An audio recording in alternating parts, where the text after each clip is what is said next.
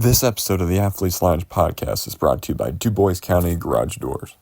This is Hunter Wade at the Athletes Lounge podcast. I'm here with my guest, Coach Bobby Segal. How you doing, Coach? Doing great. How about you today? I'm doing pretty good. So you took the Gibson Southern baseball job, and I know like you haven't really had a chance to see, I guess, everyone's full baseball skill. But what have you seen so far, and what do you like so far? What you have seen? I like that there's a lot of young talent in Gibson County. We're looking at right now about 30 to 35 guys that have shown interest in coming out to play baseball this year. And it includes one senior, five juniors, and the rest are freshmen and sophomores. So a good core group of younger talent.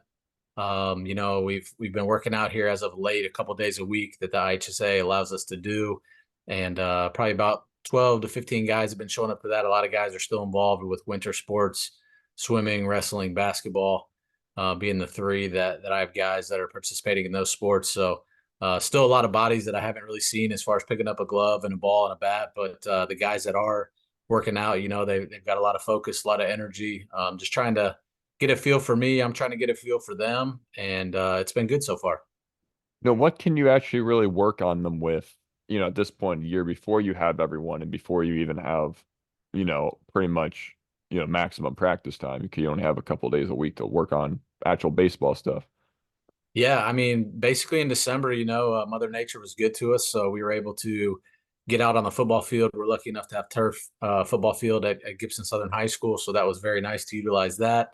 You're looking at, ground balls, defensive work. We were even able to hit out there. We did get on our field one time before we shut it down before winter break, but just basically smaller groups, if you will. I mean, really tried to implement a lot of verbiage, some things that we want to do as a program with these dozen guys that are with us, so they'll be a little bit ahead of the game, but just trying to implement certain things that these guys can. It's kind of a tricky time of year too because you can only do 2 days of baseball related items. So my biggest thing was trying to give these guys things that they can take home with them to work on, whether it be hitting or even just as simple as a throwing progression.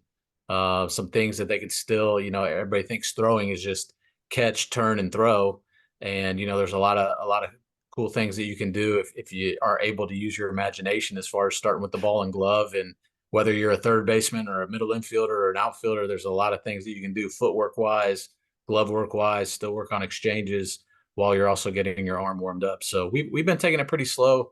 A lot of fundamentals going on right now, and that's kind of where we've been. So, tell us a little bit I guess, about your background. How did you get here from where I guess you started? Yeah, I mean, I wish we had enough time to go through the whole thing. I mean, it's been a lot of steps taken. Graduated from Indiana University in Bloomington back in 2006.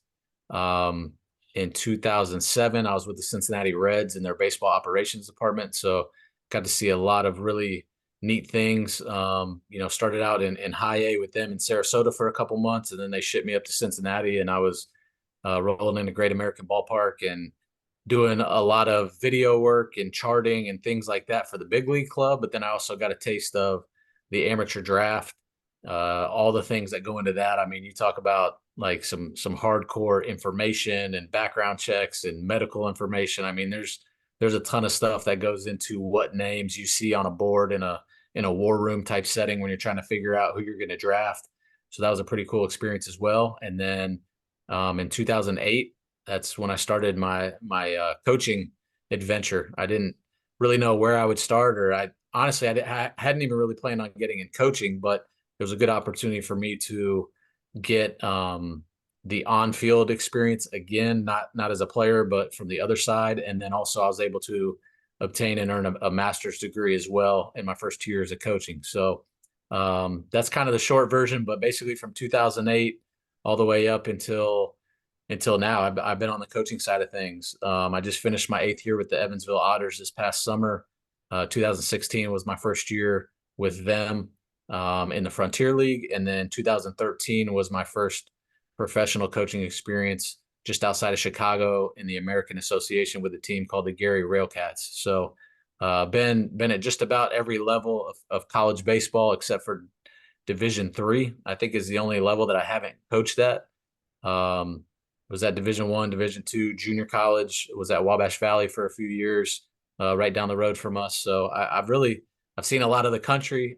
I've worked under some really good coaches that are extremely organized and have a great passion for the game, and it's really helped form me to get where I am today. Is there, you kind of mentioned that you coached at both the professional and college level. Is there kind of a difference in how you have to coach high school kids compared to pro athletes and college athletes? Yeah, I mean, right now I'm just kind of taking it day by day, and trying to get a feel for these kids. But the biggest thing is you try to give these guys structure. You try to have expectations, as far as what you want to see from them.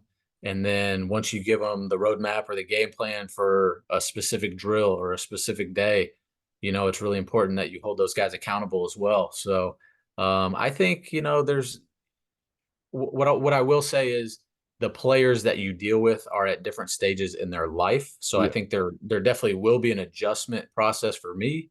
But at the same time, if you're in the world of coaching for the right reasons, you want to see people challenge themselves. You want to see people perform well. You want to see them hold themselves accountable, and you want to see them work at their craft and get better. So whether it's a 14 to 18-year-old, or a 19-year-old to 22-year-old, or a guy that's making money trying to play the game, they all should have some pretty specific goals in mind as far as what they want to do. And then obviously part of my side of it on the coaching side is trying to give them the roadmap so that they can best prepare themselves for a particular game or a particular season. So what's the you mentioned you can only have 2 days of baseball related activities, but the weight room's an option. Is there any, type of thing? Is there anything in the weight room that you, I guess, require, or is it pretty free flow?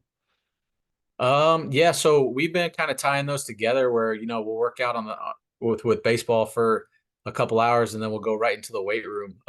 My biggest thing is just communication with these guys. A lot of them, are playing basketball or in winter sports. Part of the interview process at Gibson Southern was just, the simple known fact of, hey, it's a smaller school. We do have multi-sport athletes. And, from what I can tell, the coaches are pretty good at working together. I was always a firm believer in multi-sport athletes as well, but I also have a pretty firm belief in like being committed, and being Yeah. committed to being where your feet are. So my big message to the guys that were and that are multi-sport athletes is, if you're with the basketball team, I'm assuming you're conditioning, I'm assuming you're getting in the weight room, and focus on your seasons, focus on getting better as a basketball player. These guys have free time, not a lot of free time, but they have free time on their own, with evenings, or even if they wanted to work up early in the morning and do things on their own, as far as maybe getting some swings off the tee, or, maybe even throwing or lifting. There's opportunities on the weekend, especially Sundays, in particular, as far as when and if they want to get that work in. And then some guys are fortunate enough to, have a hitting coach or a pitching instructor or even a strength and conditioning coach in the area as well. So really the biggest thing is just trying to communicate with those guys and stay on the same page so that, they're not lifting with their weight coach on a Monday and then Tuesday they're coming in and doing the exact same things, and, it's being counterproductive. So what's the, I guess, the biggest skill that you're afraid rust could actually play an effect in? Is it hitting? Yeah, I mean, so baseball, volleyball, there's a couple other sports, I don't know, swimming, but people always say, how can you have a softball team with one or two pitchers, and the answer to that is, baseball is obviously an overhead, volleyball is an overhead sport, so it's not exactly natural to the body movements. But as far as rust goes, um, yeah, I mean, you definitely want to work on your movements, whether you're throwing or hitting. There's a lot of rotation that goes into that, but I would probably steer a little bit more towards the overhead, where you're actually Yeah. throwing.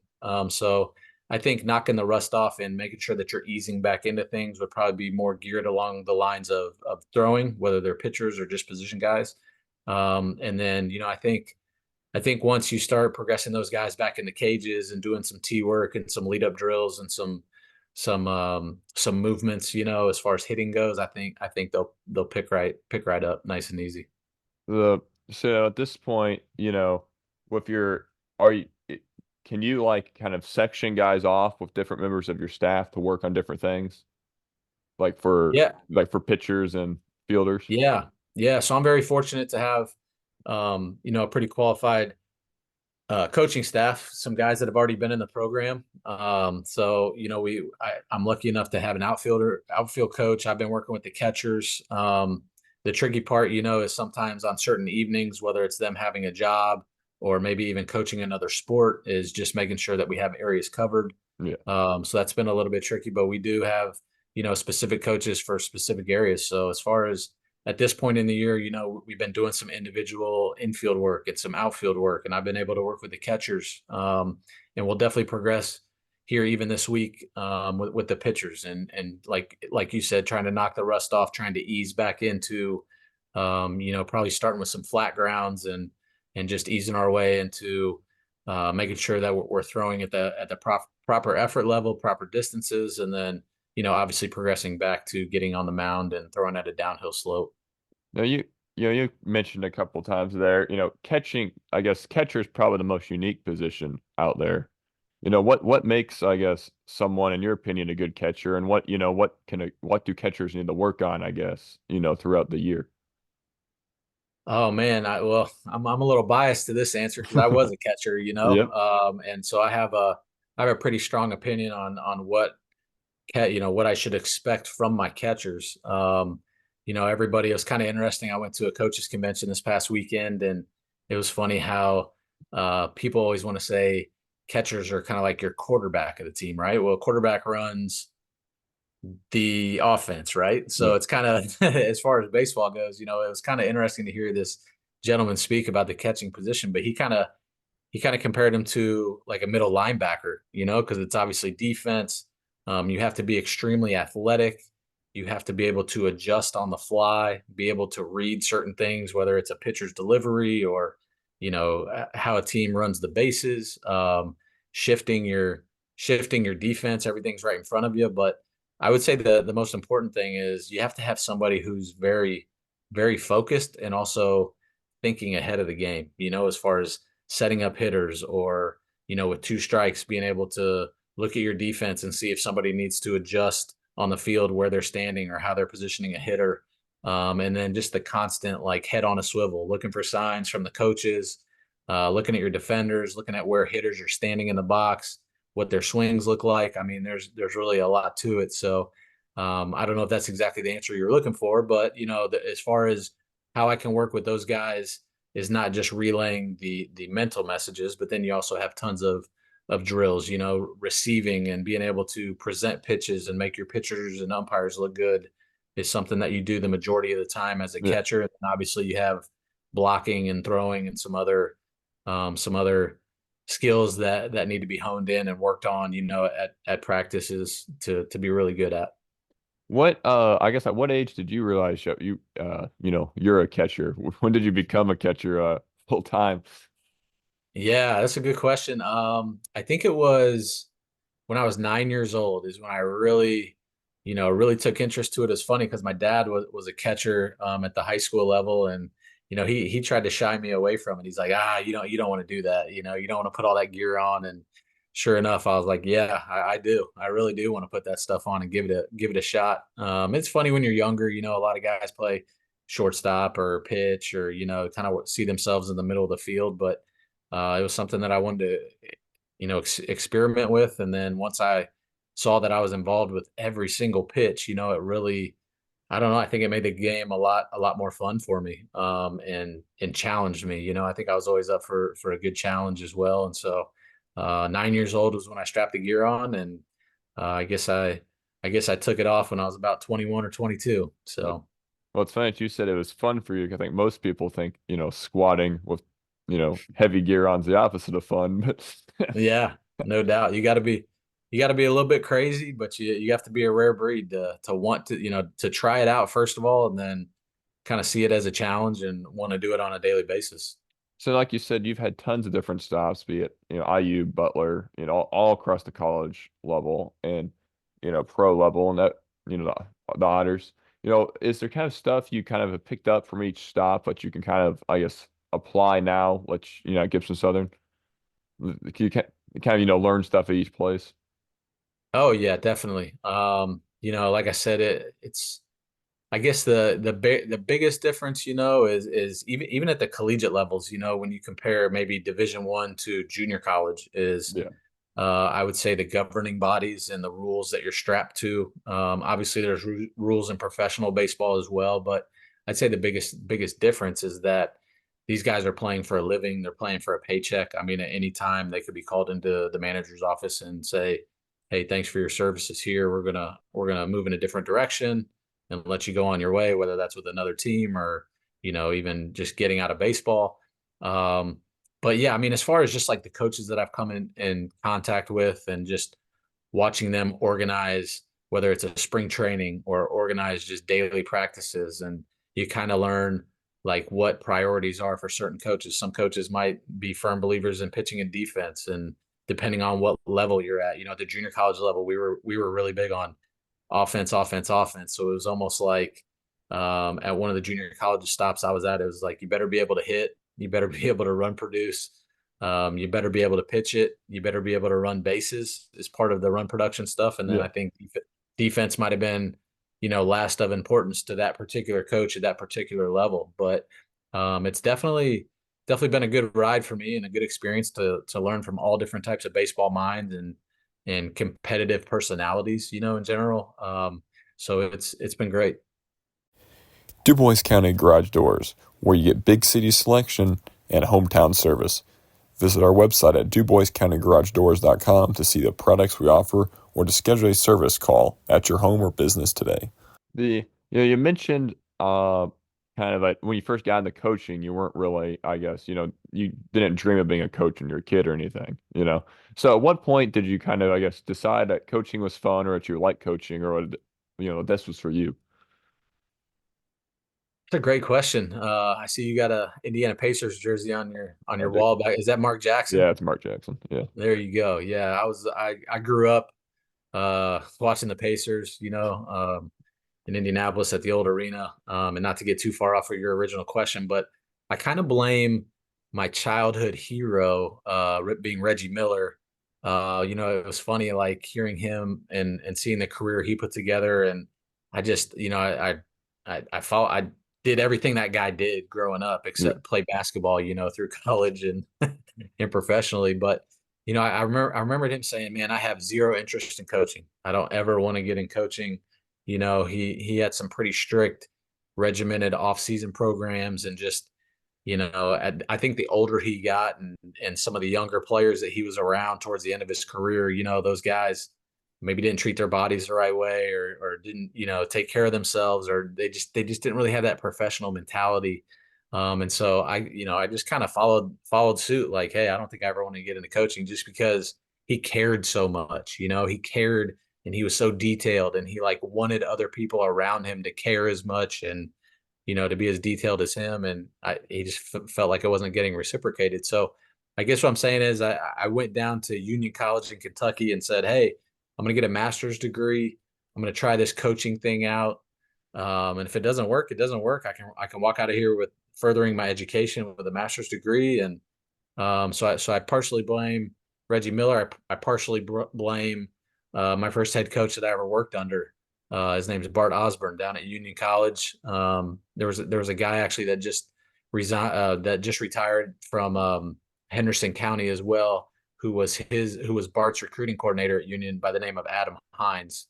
He actually went to I believe Evansville North High School. But those two guys were the first two coaching mates that I had in the coaching world, and just their organization and their competitiveness, and just seeing that they were in it for the right reasons of trying to obviously get kids an education, but just having that passion. That was something that the experience I had in Cincinnati was unbelievable, from just being in affiliated baseball and being around, guys that would be potentially become future Hall of Famers, Joey Votto, Brandon Phillips, Ken Griffey Jr. I mean, Adam Dunn. There's some really talented guys at that level, but I was doing everything except like being on the field when I was with the Reds, and Yeah. so being a coach and getting into drills and giving guys certain plans on a daily basis. You're back on the field, you're hitting fungos, you're working with catchers. I was actually working with outfielders in my first job, but there's nothing like being in uniform. There's nothing like being on the field. And then when you get a collective group to buy into plans and you put together quality days on top of quality days and see how far that can take you as a group. I mean, I've also been fortunate to win a couple championships, and there's not a better feeling to see, the rewards of the hours and just the mentality and the mental game that you put into those seasons. You talked about the Reds, you know. How did that job even come up? How'd you even get that offered or That's a great question. I mean, that's a message that I try to give my players, is just like this baseball world, like people laugh at me when I say it, but like you got this little baseball, right, with like 200 stitches in it, and the little baseball just shrinks the world, and it's yeah. like this person knows that person, or this person played under this coach, or Sports or this a per bubble? oh my gosh, man, it's crazy. So, but anyways, so my senior year at IU, the head coach at IU, his name was Tracy Smith, was actually came over from Miami of Ohio as the head coach, and again, just through the connections, he knew a couple of people that were tied in with the Reds, and he was trying to figure out what I wanted to do after I graduated from IU. How could he help? So he put a call in to it was actually the GM of the A ball team, and then I think at the time one of his good friends from over in the Ohio area was the farm director with the Reds as well. So it was nice to have like Tracy reach out and just say, "Hey, I might have a guy that's reaching out to you." But the funny part is I went to the winter meetings after I graduated and met with those two individuals. The one that I did not meet with was I don't know how well you know the Reds front office, but the guy who's at the highest of baseball operations right now with them is a guy by the name of Nick Kroll. Yeah. And I was uh, I was literally in between classes at the business school. This was probably like in January of '07, and I'll never forget. He called my phone and said, "Hey, this is Nick Kroll, Cincinnati Reds. Now you got to remember this was 2000. Yeah, well, actually it was 2006 was when he called me, and then 2007 was when the opportunity came about. But 2006 was what? I mean, we're pushing 20 years ago, Yeah. So Nick Kroll at the time was the major league video coordinator. So I mean, you talk about a guy that's been within an organization and really climbed the ladder and wore many hats and understands like now what everybody underneath him is doing. Like it's pretty amazing. But Nick called me and said, "Hey, I stumbled across your resume in our HR department," and I'm just like, "Wow, man, like you found it in HR." And so we talked on the phone a couple of times and made the connections with both Grant Greiser and Dan Wolfert were the two guys that I mentioned earlier that were already connected within the Reds organization. And yeah, that's how it all went down. You mentioned, I guess you got to hang up, at the major league level for a little bit. How just amazing are like the facilities compared to just everything else? Yeah, I mean, you're literally walking into a ballpark that's got 40,000 seats in it. I mean, the funny part is in between the white lines, it's like, hey, it's 60 Baseball. feet 6 Yeah. inches, I mean, obviously the playing surface is pretty pristine, but I will give a big shout out to Chris May, who has done an unbelievable job at Gibson Southern. And I mean, we're pretty fortunate to play on a very nice natural surface there at Gibson Southern. But yeah, as far as just indoor cages and turf and clubhouse with personal chefs, and like I mean, it's just it's totally different. It's totally different.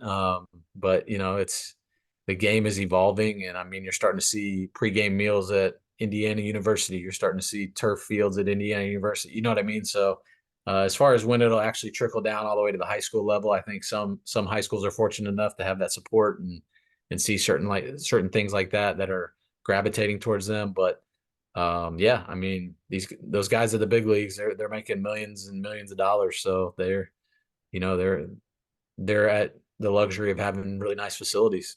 Well, the team invested in you, so the team's gonna make sure their investment stays safe. Uh, just kind of winded down here. You don't have all your kids yet, or you got most of them, but you don't, or you have a lot of them. We'll phrase it that way. You don't have all of them. So, can you even start to form, I guess, a game plan of what lineups are going to look like, or can you just, keep in mind what you see now and then just use it for later. Yeah, for sure. I mean, the big thing I told these guys on a daily basis, and even at like the call out meeting and some earlier meetings that we've had off the field, just trying to get a feel for, hey, what's your primary position? What's your secondary position? Do you pitch? Do you not pitch? Because at the high school level, that's a big deal as far as logging innings and making sure you keep arms fresh and healthy and all that kind of stuff. So you make your depth chart, you try to figure out where guys are going to fill into your plan, and then yeah, I mean the guys that are coming to the workouts right now, they're basically ahead of the game just because I'm seeing them a couple times a week and I'm seeing their movements and I'm seeing how they perform and how they focus and how they work. But my big thing is I want these guys to understand that on a daily basis, whether you start the year on JV or you start the year on varsity, is that it's a competition, and you have to, if you are in a certain role, I want you to take that seriously, and I want you to, obviously you've earned it up to this point, but it also says something of a guy that can come to practice and put together a really good week, and a really good 2 weeks. So I guess what I'm saying is, I want these guys not to be on pins and needles necessarily, but also realize that competition is real and guys are hungry. And, like you said, knocking the rust off, I'm going to try to put them in a best situation possible where they're, working out at every position that I need to see them or see how they can fit into, certain roles within our program. And then I'm gonna have to make tough decisions. That's another thing we've talked about even at the professional level is like, hey, make decisions really hard for us as a coaching staff as far as who should be penciled into the lineup and who should stay there and who should get an opportunity. And a lot of that just comes from your attitude and things that you can control on a daily basis and what you bring to practice every day. This is my last question. You mentioned you won a couple of championships. What championships did you, I guess, have the privilege of winning? Yeah, so actually won a couple of professional championships. The one and only year that I was in Gary, in 2013, we won the American Association Championship, and I mean it was the easiest way I can put it is it was David versus Goliath. From an experience standpoint. So we played the Wichita Wingnuts, and there were guys, on their club that whether it was a pitcher or position guys that had been to the big leagues and been there for a little while and were maybe finishing up their careers. We also had a very talented group in Gary, guys that hadn't quite made it to the big leagues, but spent some quality time in single A, double A, maybe even sniff triple A. But when you look at resumes, when you're comparing Yeah. resumes, it was definitely David versus Goliath, and we had a veteran ball club that had been together for a few years, and like they had one focus. And it sounds really cliche, and a lot of teams talk about, hey, we're coming into spring training working for a championship this year. But I'm telling you, like these guys were so special and so serious that I forget if it was the first or second round, but like there was at least a handful of guys that were like, we're not even touching those champagne bottles. These champagne bottles don't count until the very end. You know what I mean? That's Yeah. how special of a group it was. So 2013, 2016, my first year with the Evansville Yeah. Otters as well. They had a big chip on their shoulder. The year before, they had some things happen to the team where they had to forfeit a few games and came up a little bit short from the playoffs. And so it was kind of like their rebound year. And again, I mean, you talk about how important the mind is in baseball. And I firmly believe that we did have some talented guys and some talented arms. And it was a nice collection of a really good group. But when it came down to it, they were not backing down and they had one goal in mind. So 2016 was a Frontier League championship. And then the only other team championship made it to a lot of playoffs, but was the year before 2015. I was a part of a summer collegiate wood bat team in Terre Haute, Indiana, where we played on the Indiana State University campus. The name of the team was the Terre Haute Rex, and we were lucky enough to have just again a special group of guys that were focused that wanted to do more than just come for the summer and play. They wanted to win, and I was blessed to have some really high character guys on that team, and they set a record for franchise wins. I think it was either franchise or league wins or a combination of the two, and then they ended up rolling through the playoffs and beating a really good team out of West Virginia for the championship. You mentioned you had a lot of playoff trips. Season be a lot. Is the season a lot more fun when you're good and gonna be playoff bound? Yeah, I mean, you know, I think it's just a culmination of putting together a really good day. You Yeah, know what I mean? That's kind of the thing in baseball, right? Is they say what separates guys? Why is this guy in AAA? Why is this guy in the big leagues? Why is this guy in AA? Why is this guy in the big leagues? And you know the the word that always comes up, and I always tell guys it's a C word, is just consistency, right? yeah. And so you're gonna have peaks and valleys throughout your season. It's just how quickly can you get out of the valley? You know, how long can you stay at the peak? And a lot of that just I'm a firm believer of having a plan, having a really good attitude, going out every day and trying to execute that plan, and then just respecting the game. You know, we all all teams that I've worked with, you know, I always tell them, hey, the game's always listening, it's always watching. It knows when you're when you have the right mindset and when you're a grinder and when you can work through some adversity. And then, you know, if you're not lucky enough to do that, the game always knows, and it often rewards those people that are really positive and keep the game first. So that's all I have. Question standpoint. Is there anything you want to get out there before we get out here? I don't think so. I think you hit a lot of really good topics. Definitely excited about joining the Titans program. You know, and I know I guess the biggest thing is just a big word we've used up to this point in the year is appreciation, you know. So I appreciate you know, the administration, superintendent over in South Gibson schools for, you know, having showing interest in me, taking interest in me, bringing me in for interviews. You know, and I just appreciate, you know, the coaches that I have on staff right now, and definitely looking forward to making connections with this great community and getting people excited about Titans baseball. Well, I've been Hunter Wade at the Athletes Lounge podcast. Thanks for coming on, Coach. Yeah, thanks a lot for having me. Hey guys, this is Hunter Wade at the Athletes Lounge podcast. Please like, share, and subscribe where you can. Thanks.